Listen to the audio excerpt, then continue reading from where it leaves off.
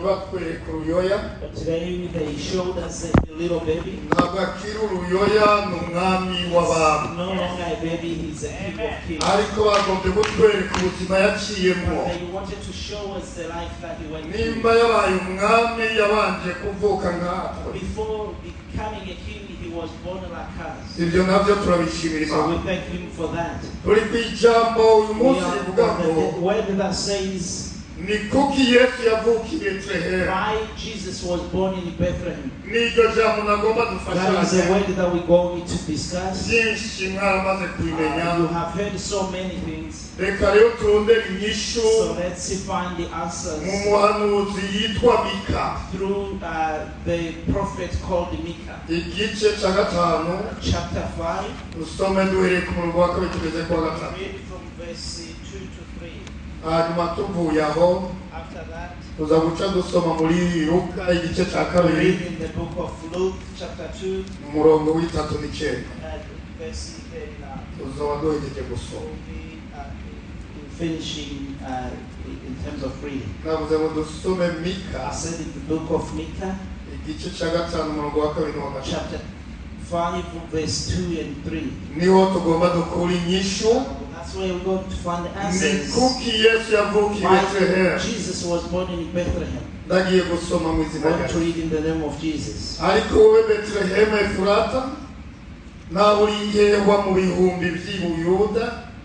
Muri wewe hazomviramo uzobaseka aba mu Isirayeli amamo yiwe yahereye kera hose ibihe n'ibindi nico gituma azobagabura mu basi gushitsa awuramutwe azovyarira niho amasigarira yo mu bavukana nawe azogaruka mu Bisirayeli.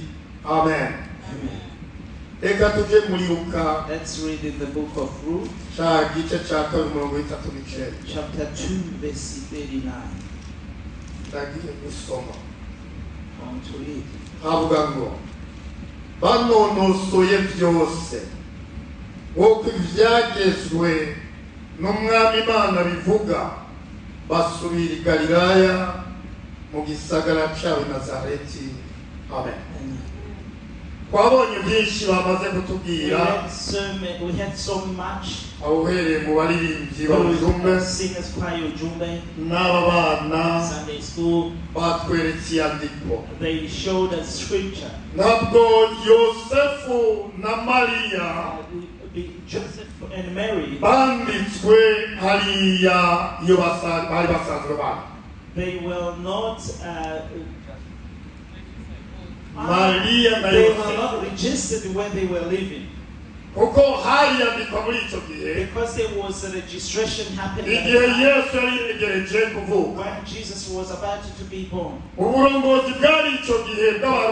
The leadership of Romans ordered everybody to register according to their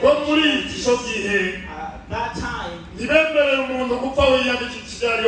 did not allow people to just register wherever they wanted.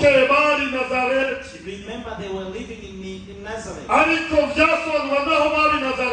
even though they were living in Nazareth, Joseph was born in Bethlehem. Jesus to be born in Bethlehem. As we said that we are trying to answer was he born in Bethlehem? He wasn't born in Nazareth. Because so that the scripture can be according to what the prophet said. Micah prophesies this before. He prophesies about Bethlehem. He said what will happen in Bethlehem. Which means the birth of Jesus wasn't surprised. Jesus fulfilled what was written. What God tells us. At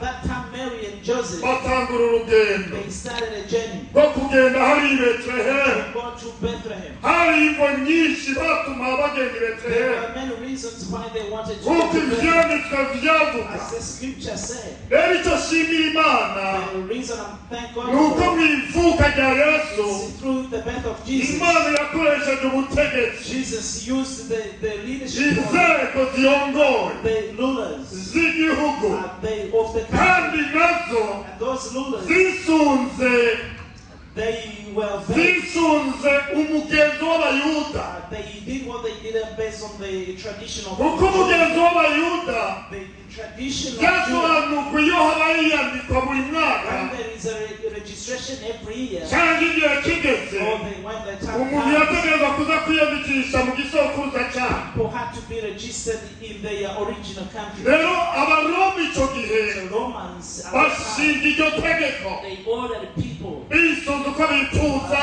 to do according to their bisunze kandi n'itegeko ry'abayuda. based on the rules of Judah. Muri icyo gihe At the time, bari bafite uburenganzira abasore n'inkumi they had the authorities for young men and young basanzwe women baravuganye ku bijyanye no kuzogira who ubukwe had planned to have weddings, kujyana muri icyo gihe bigaragaye ko bafata urugendo.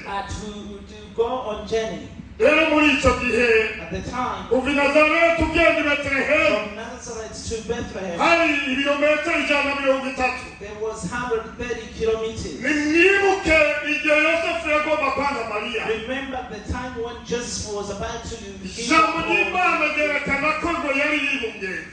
the word of God shows that Mary was pregnant. maze umumarayika aramubwira ati ntureke The kumutwara. angel said to him, don't leave her. byasaba rero bajyane yumvire marayika. He had to go with her and obey the angel. nimwumve urugendo rw'ibyo birometero umuntu Think yibungenze. about that journey for somebody who's pregnant. ntabwo byari byo It wasn't easy, ariko nta kundi bategeka kurufa. but there wasn't any other choice. They had rero to go.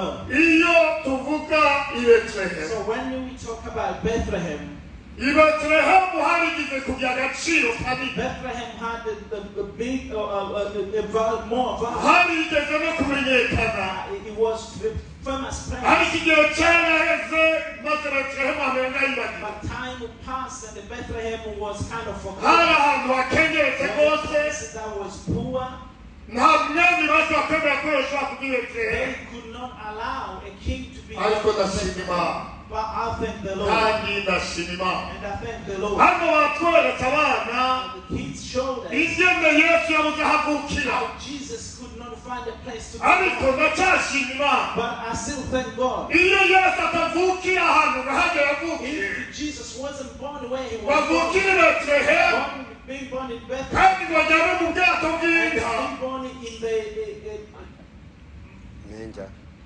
manger, byari bigoye it could have been hard. ingene yari kungura aho yankuye How he could have taken me nawe where akagukura aho yagukuye. or where he took me. ndashima Yesu. I thank Jesus. Yesu yemeye guca bugufi. Jesus accepted to be humble. umwana w'umuntu And he is a human being. ntabwo yigera yitorera aho avukira, I did not choose, cannot choose. ariko where he Yesu was. yarahisemo aho But avukira. Jesus chose where to ubwo go. twasomye ngo yamyeho He was there. ariko aremera But aramanuka he accepted to be aca humble. bugufi He became humble. aramanuka He was very humble ahitamo kuvukira i and Beterehemu. chose to be born in Bethlehem. ariko wowe ntabyo wari gushobora But you could not have done. nanjye ntabyo nari I gushobora. could not have done ikindi nshimira Yesu, something else. I thank wewe God. yashoboye kutajewe na wewe. He was more than. wewe yahisemo uzoba se, He chose who is going to. ahitamo He uzomubyara. chose somebody who's going to give birth to. ariko ntabwo twebwe But twahisemo you and abatubyara. I did not choose who is going to give. Oh, yeah. Who is going to be a mother. kandi ahitamo uzoba nyina. He chose who's going to be his mother. ariko twebwe ntabwo twahisemo. But you and I did not have that ako choice. gaciro kayo. Think about that value. iyo ndamwiyumva When I think about that, yaba yari umunyamushobozi. he had power. ijambo ry'Imana ryatweretse The word neza of God revealed ingene akiri mu nzu ingene yatangiye gutwara. how he sat ruling when he was. wisunze muri iyi mirongo Based on the scripture, atanavuka before he was born, avuga ibikorwa azokora muri he was Israeli. told that the work he's going to do in the nation of Israel. Iherezo amaze kuvuka, At the end, when he was born, abo bivukana, his siblings, abakuriyo bari he brought them barasanzaye, where they went. abagaruka He brought back them home. ngaho umunsi umwe One day, Yesu azodukura hamubona Jesus will remove us in muri this iki gihugu place, cya Australia this earth of heza, this country in Australia, even though we have adukura this tujyana beauty, iwacu. He will take us from this place. And take us nimba home. Bisirayeli abakuriyo bari If He basanzaye was able to take people akemera physically akabasubiza mu gihugu cyabo and bwite, took them back home, afise ibyizigiro, faith. uwo nkuye mu byaha, uwo nkuye mu byo The one who nagenderamo, took me from sin, umunsi umwe azongura hano muri ubu buzima, remove me from this life andugane and hariya. take me heaven. Amen. Amen. Isomo yerekana neza Yesu kuvukiye mu bwato It bw'inka, shows that the reason Jesus was born in the yagombye kwerekana guca He bugufi, wanted to show humbleness. kwerekana ko ari umuntu asanzwe, That he's a simple person. kandi yagomba kwerekana He kandi wanted to reveal ingene niba yovukiye mu bwato if bw'inka we can be born in the ashoboye kuvukira no mu mitima yacu. born in our hearts. Yesu ntibimutera Jesus, isoni it cannot be kuvukira mu changed. bwato bw'inka. To be born in Yesu the ntibimutera isoni For Jesus, kuvukira mu mutima to wawe. be born in your heart. Ese icyo Lucky for you. ukemera Yesu akavukira mu mutima If wawe. you accept it for Jesus to be born in your Bavuze heart. ngo Yosefu na Mariya baza kwiyandikisha i Beterehemu. Joseph and Mary want to be registered in Bethlehem. I Beterehemu niho Dawidi yavukiye. Bethlehem is a place where David was born.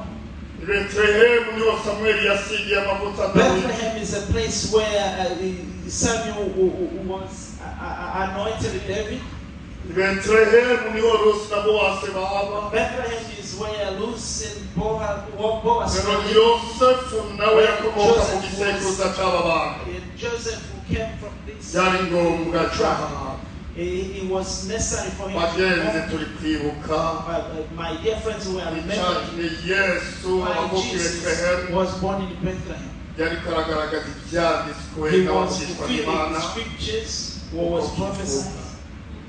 Kabiri icyatumye avuka i Beterehemu no mu bwato Second, the bw'inka, reason he was born in Bethlehem, yagombye kwerekana guca to bugufi. show humbleness. Ngibyo amajambo nagombye ngo dusangire. So the word that I want to share with you, that is it. God bless you. How foolish.